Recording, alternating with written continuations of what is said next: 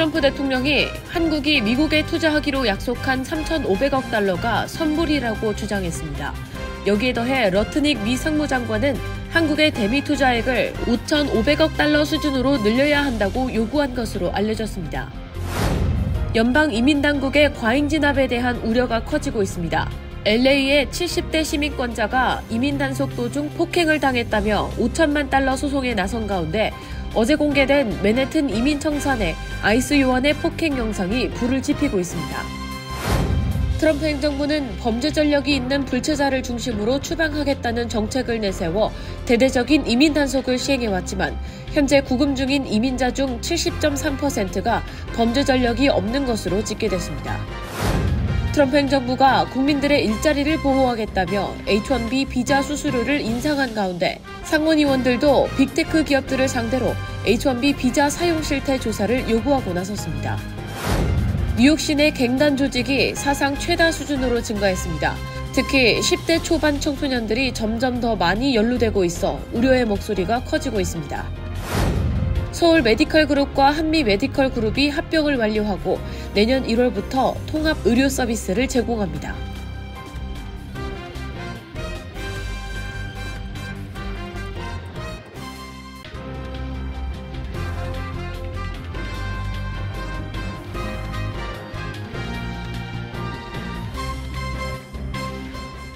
안녕하십니까? KBTV 뉴스9 이창원입니다. 트럼프 대통령이 한국이 미국에 투자하기로 약속한 3,500억 달러는 선불이라고 주장했습니다.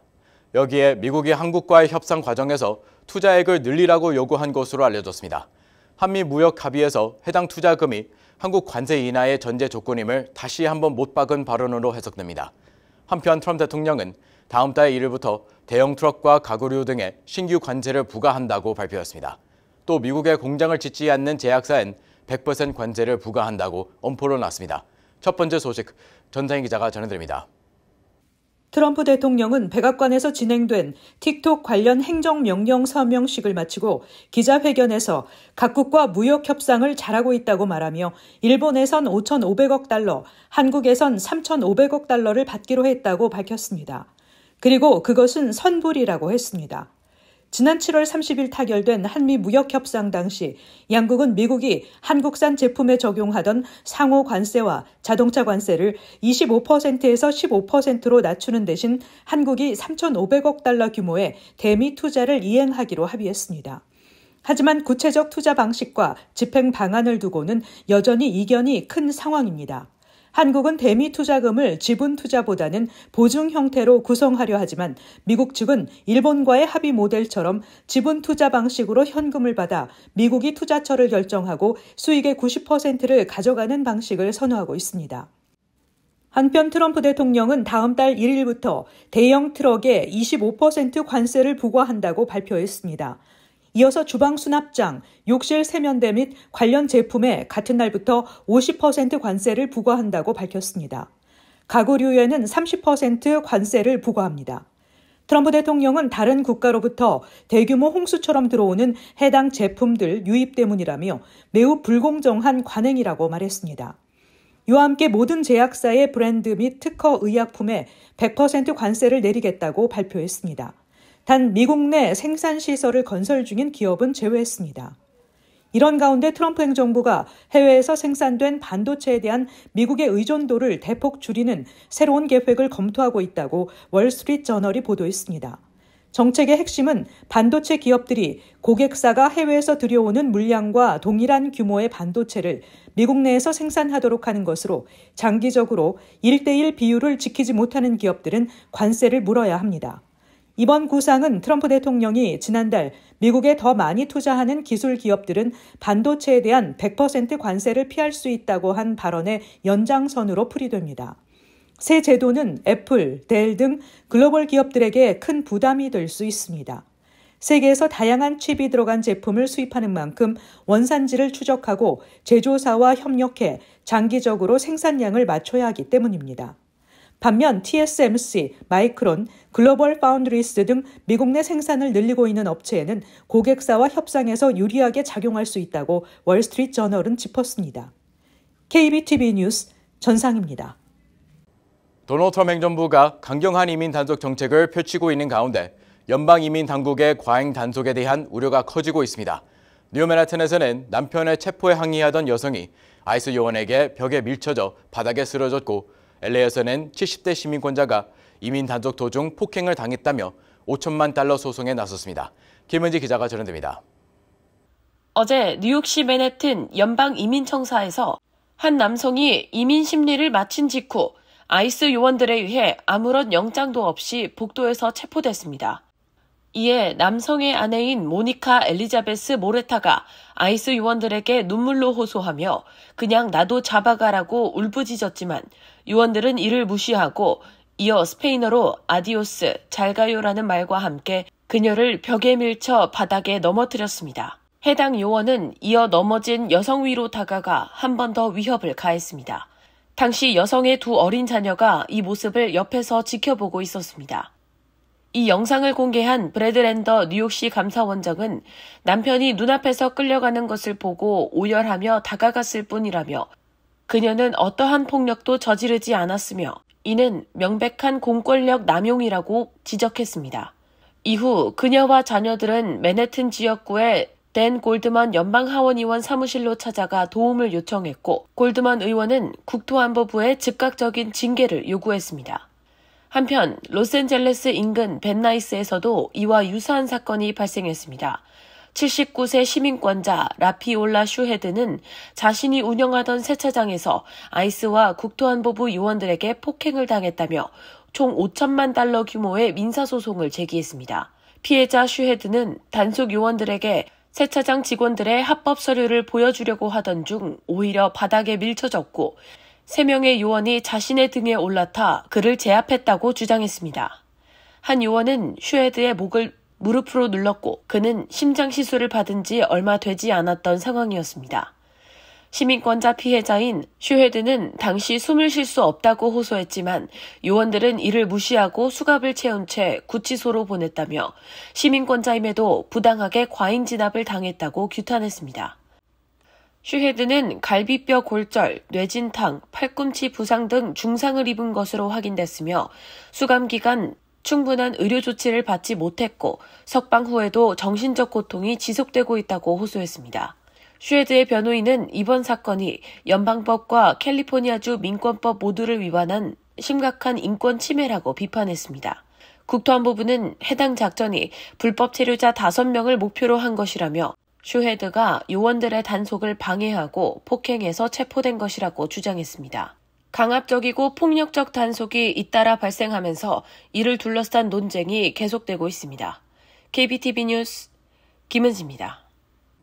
트럼프 행정부는 범죄 전력이 있는 불체자를 중심으로 추방하겠다는 정책을 내세워 대대적인 이민 단속을 시행해왔지만 지금까지의 실태 조사 결과 이와는 상반되는 결과가 드러났습니다.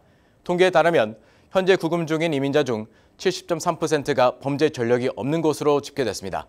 전장 기자가 전해드립니다.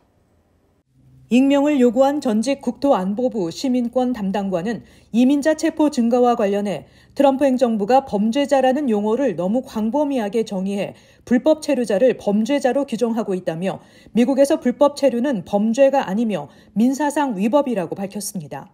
가디언이 이민국 자료를 토대로 행정부의 체포, 구금, 추방자 수를 추적해온 결과 현재 구금 중인 대부분의 사람들을 체포하는 기관은 이민국이었습니다. 트럼프 2기 행정부 이전에는 범죄 경력 없이 아이스에 체포된 사람들은 아이스에 구금된 전체 인원의 극히 일부에 불과했습니다. 그러나 1월 이후 그 수가 급증했습니다. 국토안보부의 공보 담당 차관보인 트리시아 맥러플린은 가디언지의 논평 요청에 아이스는 살인범, 갱단원, 강간범 등 최악의 범죄자들을 표적으로 삼고 있다고 밝혔습니다.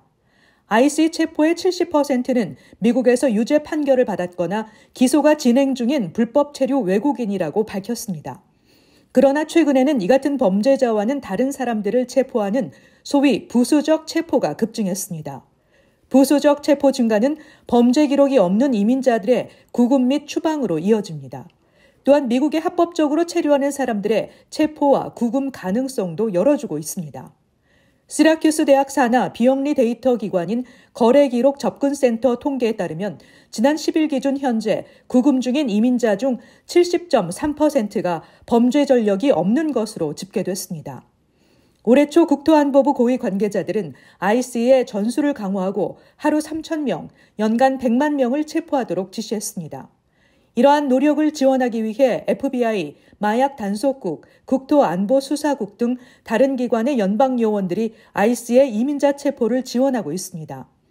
경찰서, 보안관 사무실, 주경찰을 포함한 더 많은 지역 법 집행기관이 이민 단속국과 함께 이민 단속 업무를 수행하기 위해 파견되는 데 동의했습니다. 한편 조지아주 현대차그룹 LG 에너지솔루션 배터리 공장 건설 현장 이민 단속을 주도한 이민세관 단속국 조지아 지부가 불법 체류자는 범죄 이력과 관계없이 모두 체포 및 추방 대상이라고 밝혔습니다. KBTV 뉴스 전상입니다.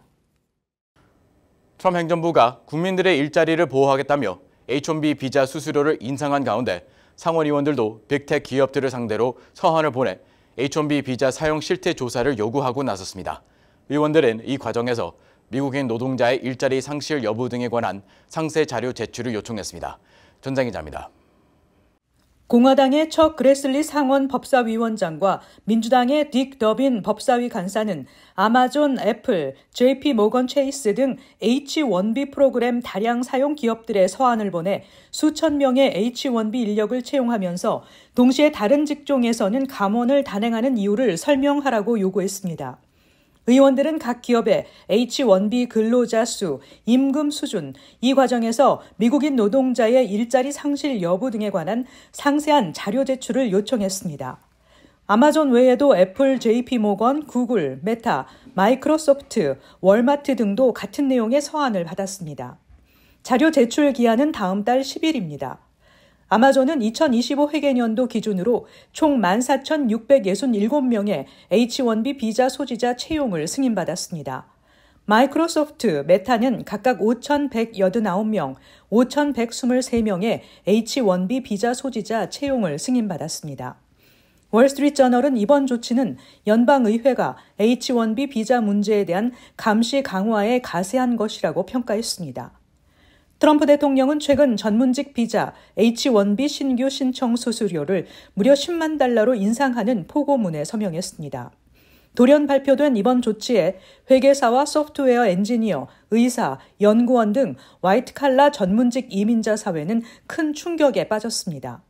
특히 심각한 인력난에 시달리는 의료계는 즉각 반발하고 나섰습니다. 미국 의사협회와 53개 의학학회는 국토안보부 장관에게 보낸 공개 서한에서 외국인 의사와 전공의, 전임의는 미국 의료 시스템 유지에 필수적이라며 수수료 부과 대상에서 제외해 줄 것을 요구했습니다. 의사협회는 미국 의사 4명 중 1명이 해외 의대 출신이고 지난 2021년 기준 외국에서 훈련받은 의사의 64%가 의료 인력 부족 지역에서 활동하고 있다고 강조했습니다. 전문가들은 오는 2036년까지 미국 내 의사가 최대 8만 6천 명 부족할 것으로 전망되는 상황에서 비자 수수료 인상이 환자 접근성을 떨어뜨리고 진료 대기 시간을 늘릴 수 있다고 경고했습니다. KBTV 뉴스 전상입니다. 뉴욕 시내 갱단 조직이 사상 최대 수준으로 증가하고 있다는 발표가 나왔습니다. 특히 10대 초반 청소년들이 점점 더 많이 연루되고 있어 우려의 목소리가 커지고 있습니다. 보도에 김은지 기자입니다.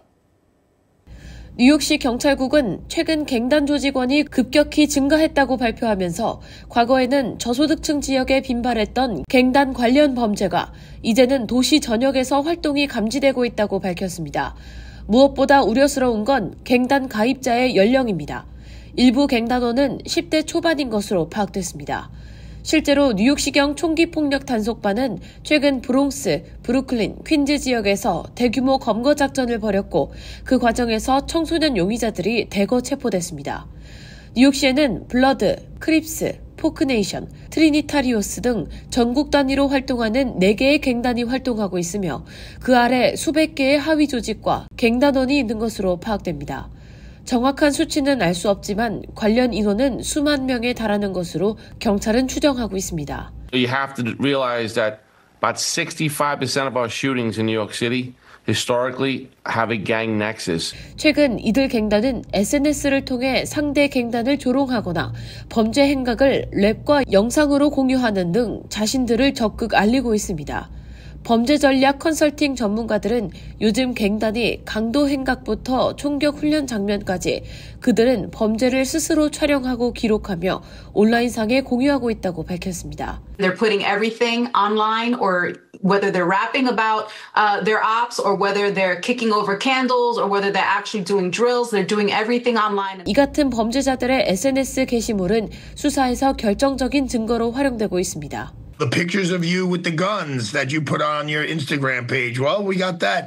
The picture of you doing some kind of rant about something, that's going to come in. Or if at the very least, it's going to be used against you. 이처럼 유명 갱단이 온라인상에서 적극적으로 자신들의 범죄를 홍보하고 10대 청소년들을 갱단원으로 적극 끌어들이자 뉴욕시 당국과 지역사회는 청소년 보호 대책 마련이 시급하다고 촉구하고 있습니다.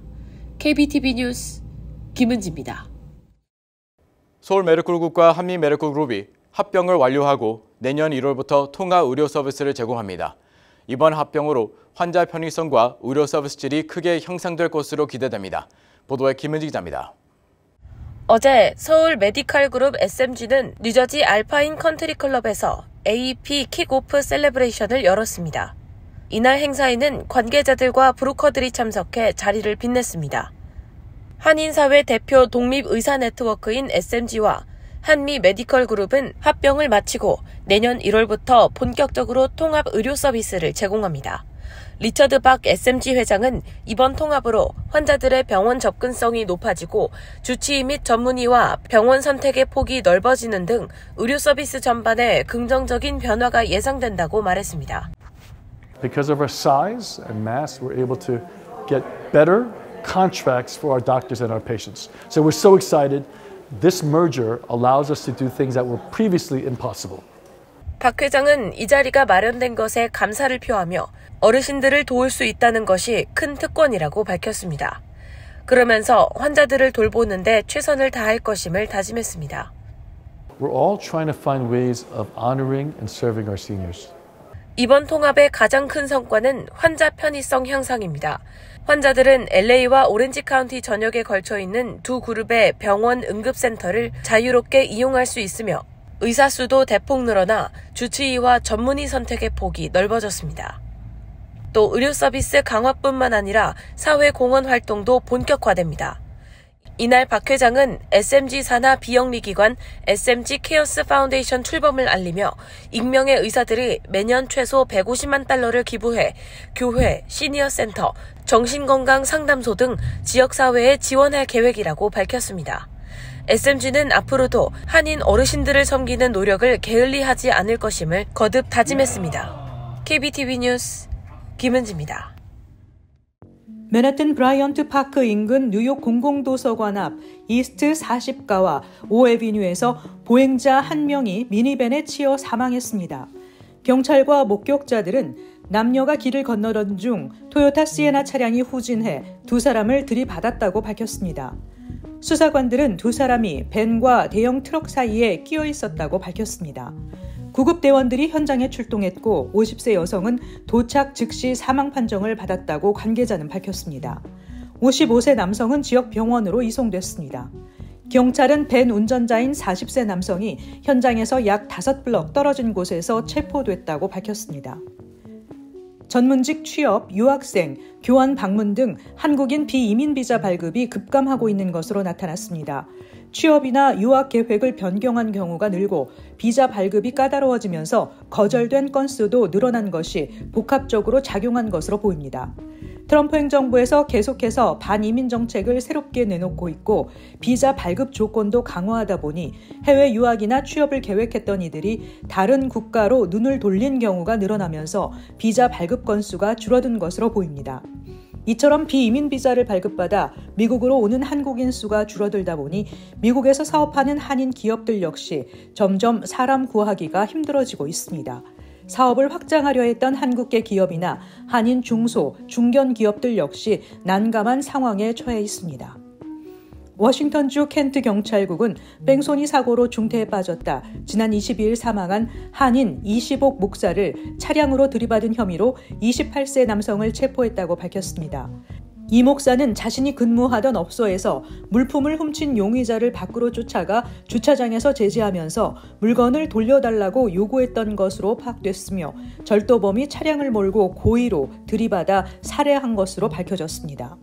워싱턴주 한인사회에서는 범죄에 희생된 이시복 목사 장례비와 유가족을 돕기 위한 모금 운동이 시작돼 따뜻한 운정이 이어지고 있습니다.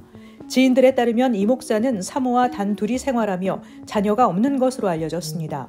평생을 교회와 음악 사역에만 헌신하며 최근에는 소속 교회조차 없이 지내 형편도 어려웠던 것으로 전해지고 있습니다. 미국 이민세관 단속국에 체포돼 구금됐던 조지아주 현대차 LG 엔솔 합작 공장 한국인 근로자 317명 중 유일하게 귀국 대신 미국의 잔류를 선택한 한국 국적자 1명이 보석을 허가받아 곧 석방됩니다. 이민법원 기록에 따르면 연방이민법원 조지아지청 켈리 세드노 판사는 보석 심리를 열고 한국 국적자 이모 씨의 보석을 허가했습니다. 이에 따라 조지아주 폭스턴 이민구치소에 구금 중인 이 씨가 보석금을 납부하면 석방 상태에서 남은 법적 절차를 밟게 됩니다. 법조계에서는 이 씨의 빠른 보석 허가가 매우 이례적이라는 평가가 나오고 있습니다. 연합뉴스에 따르면 한 이민 변호사는 조지아주 이민법원은 추방 판결 확률은 매우 높고 보석 허가 확률은 낮기로 악명 높은 곳이라며 이 씨가 합법적으로 영주권 절차를 진행 중이며 가족이 미국에 살고 있어 도주 우려가 없다는 점이 고려된 것으로 보인다고 했습니다. 잠시 후 커뮤니티 브리핑을 전해드립니다.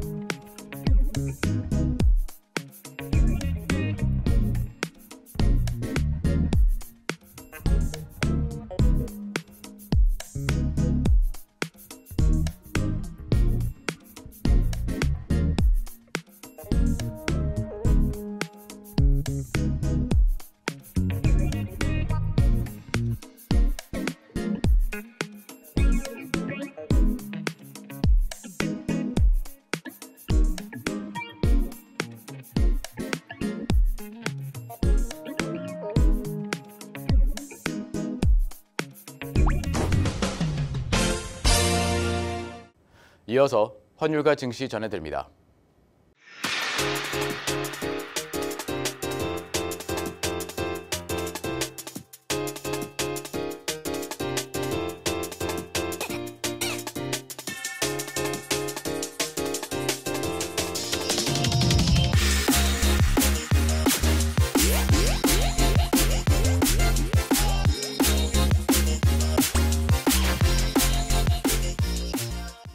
잠시 후 뉴욕과 뉴저지 날씨 전해드립니다.